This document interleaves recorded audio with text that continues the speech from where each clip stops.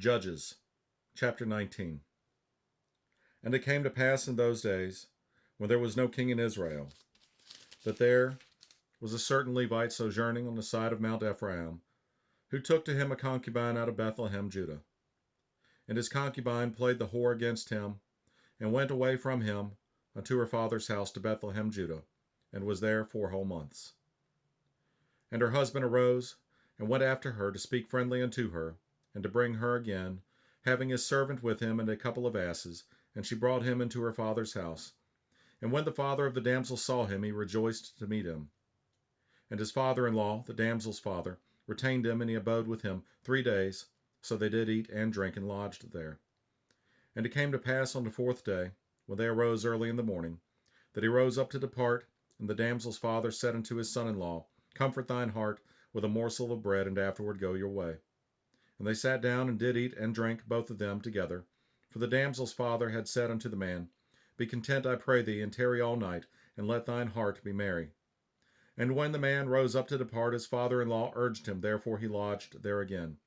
And he arose early in the morning, on the 5th day to depart. And the damsel's father said, Comfort thine heart, I pray thee. And they tarried until afternoon, and they did eat both of them.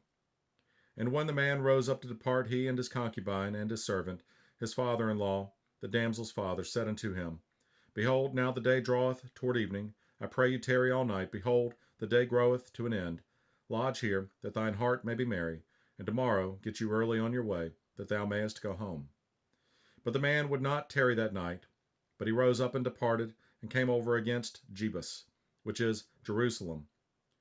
And there were with him 2 asses saddled, his concubine also was with him. And when they were by Jebus, the day was far spent, and the servant said unto his master, Come, I pray thee, and let us turn into this city of the Jebusites, and lodge in it.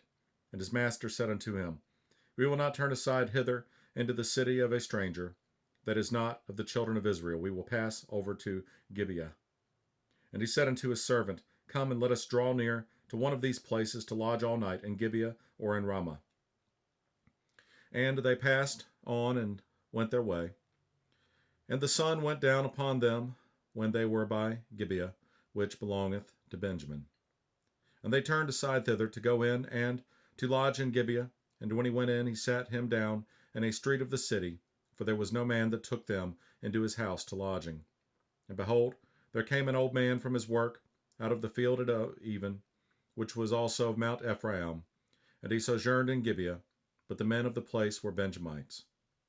And when he had lifted up his eyes, he saw a wayfaring man in the street of the city. And the old man said, Whither goest thou, and whence comest thou? And he said unto him, We are passing from Bethlehem, Judah, toward the side of Mount Ephraim. From thence am I.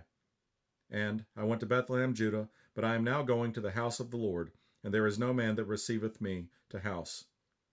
Yet there is both straw and provender for our asses, and there is bread and wine also for me, and for thy handmaid, and for the young man which is with thy servants. There is no want of anything. And the old man said, Peace be with thee. Howsoever, let all thy wants lie upon me, only lodge not in the street. So he brought him into his house, and gave provender unto the asses, and they washed their feet, and did eat and drink. Now as they were making their hearts merry, behold, the men of the city, certain sons of Belial, beset the house round about, and beat at the door, and spake to the master of the house, the old man, saying, Bring forth the man that came into thine house, that we may know him. And the man, the master of the house, went out unto them, and said unto them, Nay, my brethren, nay, I pray you, do not so wickedly, seeing that this man is come into mine house, do not this folly. Behold, here is my daughter a maiden, and his concubine. Them I will bring out now, and humble ye them, and do with them what seemeth good unto you. But unto this man do not so vile a thing. But the men would not hearken to him.